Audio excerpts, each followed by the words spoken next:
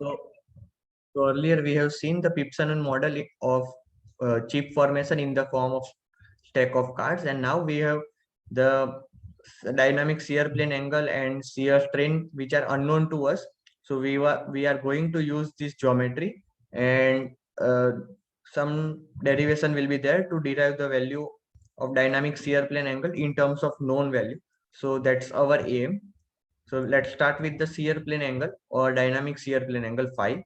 So we are given with this type of geometry. So this is going to be frequently seen now. Let me zoom in. So this is the machined surface. This is unmachined surface. Shear plane angle phi is given. Positive backrack angle is given for tool, and this is that the angle of tool. So and that's the tangent to the machined surface or the parallel to machined surface. So AB is the shear plane over here, and this is a front side view. This was the side view for my job and my tools. This was a oblique view, so I can see the width of the tool. So this is the width. AC is the perpendicular side, so AB may not be perpendicular directly. So AC is called as T2, and it is called the chip thickness, and T1 is uncut chip thickness, and T1 is equivalent to feed. So I'm going to define T1 value now.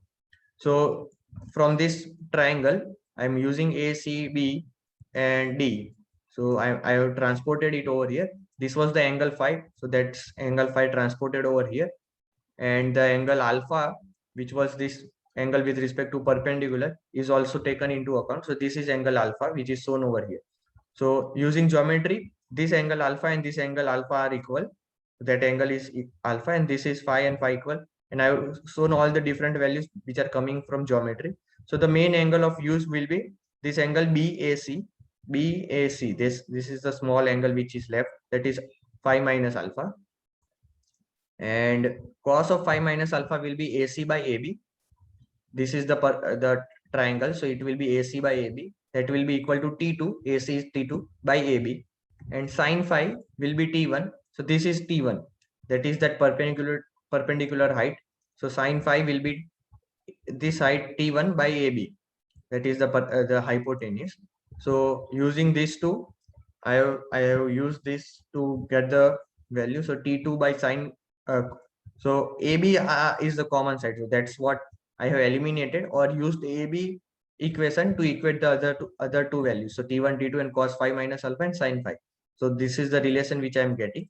And T1 by T2 from that will be sine phi upon cos of phi minus alpha. Or I have just expanded cos phi minus alpha as cos phi cos alpha plus sine phi sine alpha. And now I'm going to define a value R, that is the cutting ratio, that will be equal to T1 by T2. So now my R will be cos phi upon or sine phi upon cos of phi minus alpha. So I am doing some manipulations, trigonometric manipulations, that is R is equal to tan phi sine phi upon cos phi cos alpha plus sine phi sine alpha. So how I have got this is very simple. You can easily understand that. Now R will be tan phi upon cos alpha plus 10. So I have just divided the whole expression by sine phi. So that's the only change I have. These are trigonometric manipulations, and I've just taken this over here. So I have got a equation in single line without denominator, and I have taken the R tan phi is common from these two terms. So I have got this. The final expression which is important for us is tan phi is equal to R cos alpha upon 1 minus R sin alpha. So I've got the value of phi in terms of R, that is T1, T2, and alpha. The alpha comes from the tool geometry, and R is our machining parameter. So the unknown thing, or the dynamic changing angle, dynamic shear plane angle, which is going to be changing at each point and which is not easy to measure during machining, is in terms of the known parameters. So that's our achievement is. So R was T1 by T2, that is equivalent to some kind of feed upon T2, and feed can be controlled. So we have the value of R directly known, and T2 was the cut chip thickness. So that also can be measured. Whatever chips which are formed, we can use some micrometer or some tool and get the value of that or the thickness of that T2. So, and R alpha value is given with the tool itself. So I have got the value of 5 in terms of the known value. So one of my achievement has been completed. In the next video, we'll look at the derivation for the value of shear strain. So we'll stop over here. Thank you.